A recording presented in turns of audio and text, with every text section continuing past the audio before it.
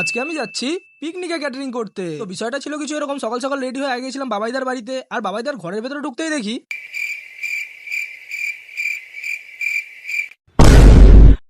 12টা অব্দি কে ঘুমায় ভগবান জানে। তো যাই হোক, এরপরে বাবাইদাকে চটপট রেডি করিয়ে নিয়ে বেরিয়ে পড়লাম। আর চায়ের দোকানে গিয়ে ঢুকতে আজকেও কিন্তু প্রত্যেক দিনের মতন চাটা আমাকেই বানাতে হয়েছিল। তো এরপরে চা বানানো কমপ্লিট করে চাটা খেয়ে আবার বাবাইদাকে নিয়ে রওনা দিলাম। ও তোমাদের তো বলাই হলো না আজকে আমি কোথায় ক্যাটারিং এ গেছিলাম। আজকে আমি গেছিলাম আমাদের ইছাপুরেরই গঙ্গার ধারের পাশে বিবিএস ভাটায় ক্যাটারিং করতে। তো এরপরে বাবাইদাকে নিয়ে স্পটে ঢুকলাম। আর আজকে স্পটে ঢুকেই দেখতে পারলাম এরকম গঙ্গার ধারের পাশে বট গাছের নিচে প্যান্ডেল করে পিকনিকটা চলছিল। মানে ব্যাপারটা ছিল সেই। আর কাকার দোকানে তো শুধু আজকে চাই খেয়েছিলাম, তাই স্পটে ঢুকেই আগে তাড়াতাড়ি পেট পুজোটা সেরে নিলাম। আর এরই মধ্যে আমাদের ইন্টুদা হয়েছে এসে হাজির। আর ইন্টুদা এসেই কিন্তু আগে বেদানা কাটতে শুরু করে দিয়েছিল। আর এটা মাও বলে খাওয়া দাওয়ার পর নাকি ফল খাওয়া শরীরের পক্ষে খুব ভালো। আর পাশেই যখন রিন্টুদা বেদানা কাটছে, থোড়ি না রিন্টুদা একা খাবে, তাই রিন্টুদা দিয়ে একটু বেদানা নিয়ে খেয়ে গায়ে একটু জোর বাড়িয়ে নিলাম। আর পিকনিকের কাজ একটু তো দেরি হবেই। আর পাশেই দেখি কিছু ভাইরা ক্রিকেট খেলছে, তাই ওদের সাথে ক্রিকেট খেলে একটু টাইম পাস করে নিলাম। আর প্রায় অনেকক্ষণই ক্রিকেট খেলার পর ভেতরে আসতে দেখি দাদা দিকে বিরিয়ানি কাটতেও শুরু করে দিয়েছে, মানে বাইরে লোক বসে গেছে। আর আজকে বিরিয়ানিটা কিন্তু আমরা দিয়েছিলাম একটু ইউনিক স্টাইলে। আরে না না, বিরিয়ানিটা একেবারে দিইনি, পরে যদি কেউ এক্সট্রা আলু বা রাইস চেয়েছে সেটাও কিন্তু ট্রেতে তুলে এনে দিয়েছিলাম। আর এমনিতেই পাড়ার দাদাদের কাজ অত চাপ নেই, তাই জন্য বক্সের সামনে গিয়ে আবার একটু জমিয়ে নাচানাচিও করেছিলাম। তো নাও, সব শেষে কাজ বাজ করলাম শেষ, এরপরে গিয়ে বসে পড়লাম খেতে। তো এরপরে রাইস আর আলু দিয়ে মাখিয়ে সিধা করে দিলাম মুখে চালান।